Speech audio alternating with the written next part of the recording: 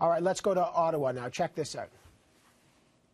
I am hoping that the election bill will be withdrawn. I think it has been demonstrated quite amply by experts in Canada and around the world, by concerned opposition parties, by concerned Canadians, that this is not about making elections fairer. It's about the Conservatives wanting to make it easier for people to donate money while making it harder for people to vote. That's Liberal leader Justin Trudeau a couple minutes ago, demanding the government scrap what they call the Fair Elections Act. Tom Mulcair made similar remarks. The call comes as controversy mounts over the proposed electoral reforms. They include a plan to do away with the vouching system, a move critics say will prevent thousands, maybe hundreds of thousands of Canadians from casting a ballot. Would the bill strengthen the integrity of Canada's electoral system, as the government claims, or will it actually disenfranchise voters? This debate going on very urgently today, as there is testimony in front of committee today by the former CEO of Elections Canada, Jean-Pierre Kingsley, who will join me here on Power and Politics. He, remember, gave the bill initially in A-. Is he changing his grade? We'll find out as well. But let's get some MPs to talk about what they heard at committee today. Paul Calandra, Parliamentary Secretary to the Prime Minister, is here. David Christopherson is the Deputy NDP Leader, and Kevin Lamoureax is the Deputy Liberal House Leader. Good to see all of you here. I've also got in studio with me David Brock.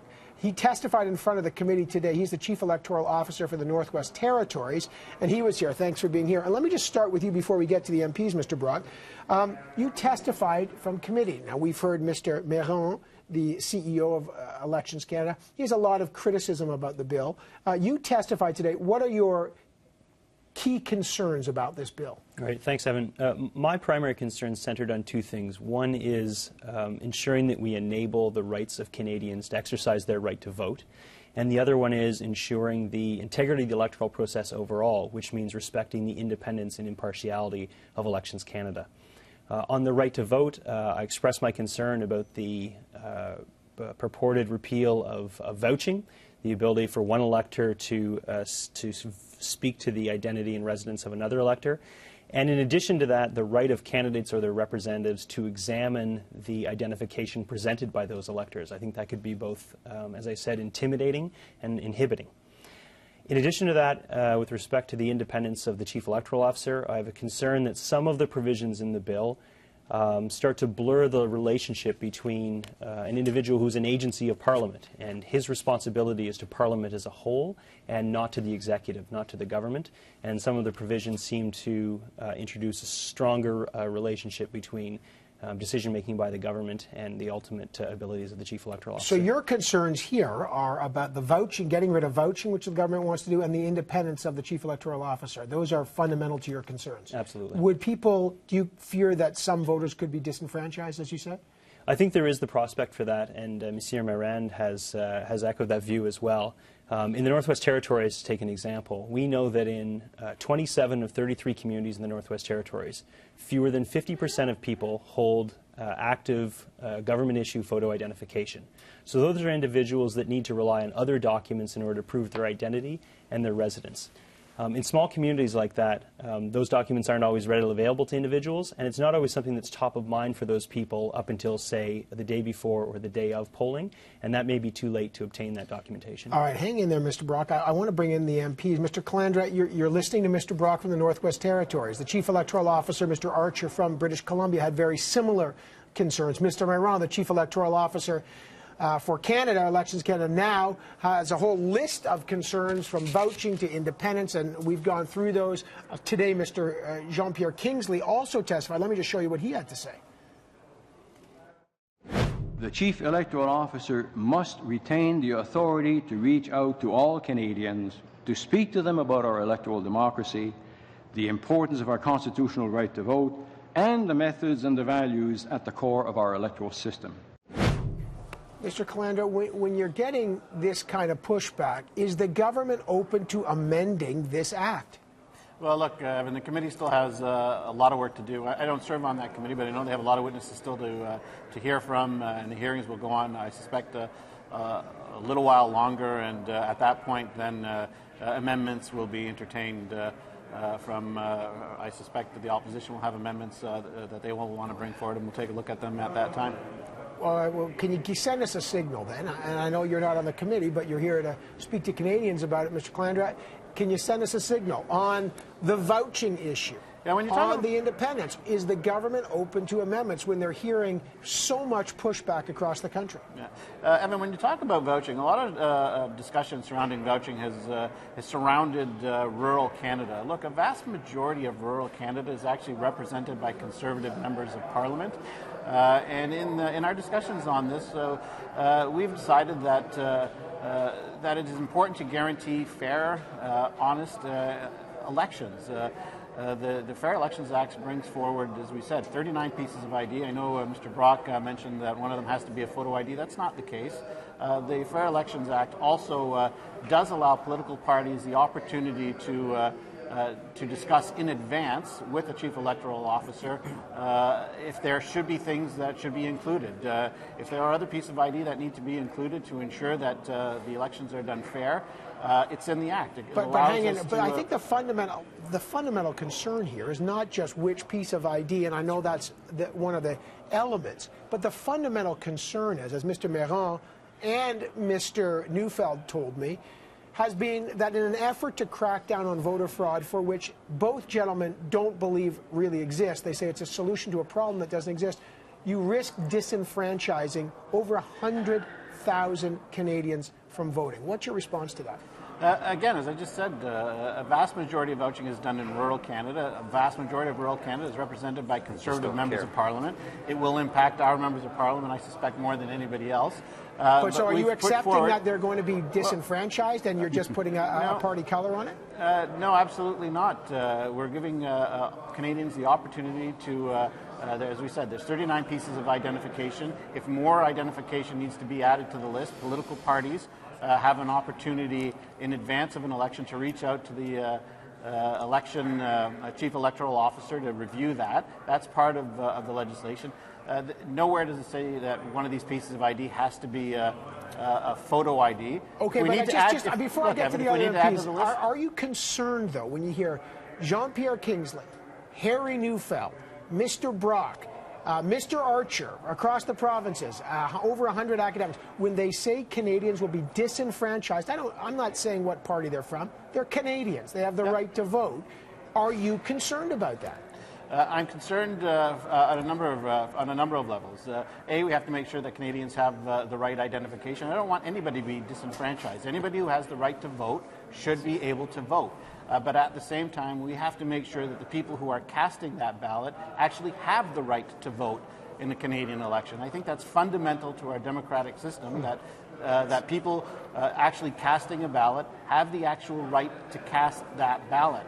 And if that requires ID, then you know what? Yes, I'm supportive of a system that requires people to show or to prove who they are. If we need to look at expanding the pieces of ID to better reflect certain circumstances either in the Northwest Territories or in other parts of rural Canada, then we can do that. The legislation provides a mechanism to do that. Okay. Mr. Christopherson and Mr. Lamoureax, you're listening to this. You listened to testimony at committee today. Mr. Christopherson, what's your view now? Well, I got to tell you, Evan, this is rapidly becoming the theater of the absurd. Virtually every expert in every province and every territory and international experts that have commented on this bill have said that it's going to disenfranchise Canadians, that it's going to weaken the electoral system that we have, and that it's a bad bill. The only ones that are saying this is an improvement, other than a few minor changes that everyone can agree with, but on the big pieces, the only ones that say this is an improvement are the Conservatives. Now, it starts out with the opposition, and of course, you know, the media kind of listens, well, we'll see what the media... But, Evan, you have to admit, virtually every expert... I'm not aware of anybody who's prepared to put their professional reputation on the line in support of the bill, but we've got hundreds of professionals that are prepared to put their reputation on the line. But is there any part of the bill that they could amend that would make you happy? If the vouching was changed, would that be enough for you? No, it wouldn't be enough. Would it be a good start? Possibly. But if that's all they do, no. I mean, in a practical sense, Evan, sure, it can be amended to be fixed, but the kind of amendments that need to be made are so dramatic as to change the actual intent of the bill. Now, if they want to do that to avoid embarrassment or something, fine, we'll go down that route. But a little bit of tinkering here and there is not going to give us a bill that we can support. No. Mr. Lamoureax, Mr. Poilievre, the Minister of State in charge of democratic reform and this bill, has said, okay, there are some amendments he seems open to, Section 18, which has to go with the kind of public consultation and access to the public for the chief electoral officer. In your view, after listening to the witnesses today, are those possible amendments enough? I just don't trust them. That's the bottom line. You know, I'd add to David's comments. When he says the Conservative Party is the only one that actually supports the legislation, I don't even think there's all members of the Conservative Party would support this. I believe it's the Prime Minister. Well, how do you know that? Well, are you speculating? Well, because I'm speculating here because at the end of the day, you just got to apply common sense here, Evan. You have all sorts of apolitical organizations, academics, lay people that are saying this is bad legislation. It's only the Prime Minister in his office, and poor Paul. He has to defend. This ordeal. At the end of the day, what we're looking at is just bad legislation. As Mr. Trudeau has said, it's time to pull this legislation.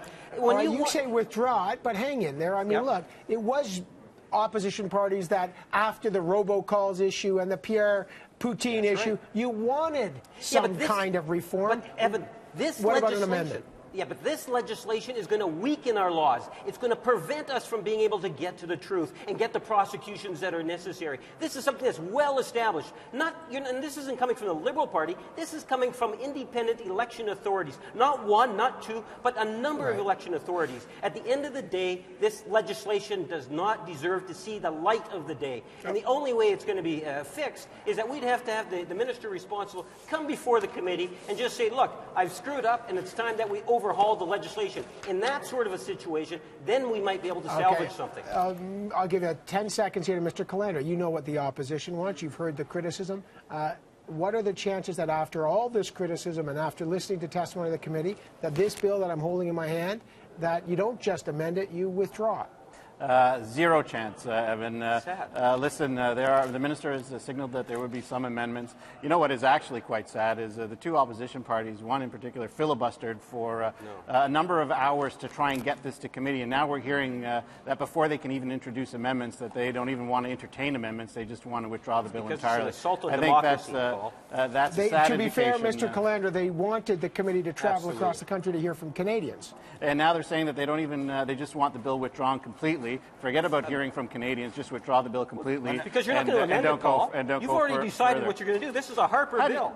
Now you know why they didn't want to go to the Yellowknife, because we just heard from the Northwest Territories Chief Electoral Officer, and they're going to expand vouching to ensure Canadians have the right to vote. This is a government that's taking away vouching and taking away the right of Canadians to vote. It's not just the vouching. And you said we wouldn't hear from the people of Yellowknife, but yet we did. Get witnesses to come compel them to testify. It's the ability of Elections Canada to be able to communicate democracy to Canadians. It's far more than just vouching, even though vouching in itself has to be changed. All right, hang on. I want the last word to go to Mr. Brock as you're listening to Parliament Hill. This is obviously a hotly debated issue. Here you are. You've come down to Ottawa, where I know you used to live, from Yellowknife. You're listening to the political debate. If you have to send a message from your point of view, Chief Electoral Officer in Northwest Territories, as the debate, what's your message to the government on this bill? The message from me would be a recognition that to preserve the integrity of the electoral system, we have to balance access for electors to the right to cast their vote with the integrity and security of the system. All election laws are a balance between those two. My concern is that some of the provisions in this bill go too far towards potentially restricting or removing the right of some individuals to be able to cast a vote, and that is a fundamental right in Canada. Would you amend it, withdraw it and scrap it, or pass it as is? I've provided specific recommendations to the committee for amendment, and I hope those recommendations are duly considered. You know, one of the things that has become a political issue has been just grading it. People are trying to say, is this a good bill or a bad bill? If you had to give it a grade as a bill, what would you give it? I wouldn't know how to provide a grade to a bill. Again, my hope is that the but would you agree with an A-? My hope is that the recommendations that are made to committee are taken seriously by the committee, and eventually that the report from the committee is taken seriously by the government, and perhaps more importantly that our election law in this country and in all our provinces and territories is built on as broad a consensus as possible. But would you agree with Jean-Pierre Kingsley it's an A-? I'll leave it to Mr. Kingsley to grade the bill. All right, I got to leave it there. Chief Electoral Officer from the Northwest Territories, David Brock, good to have you here, sir.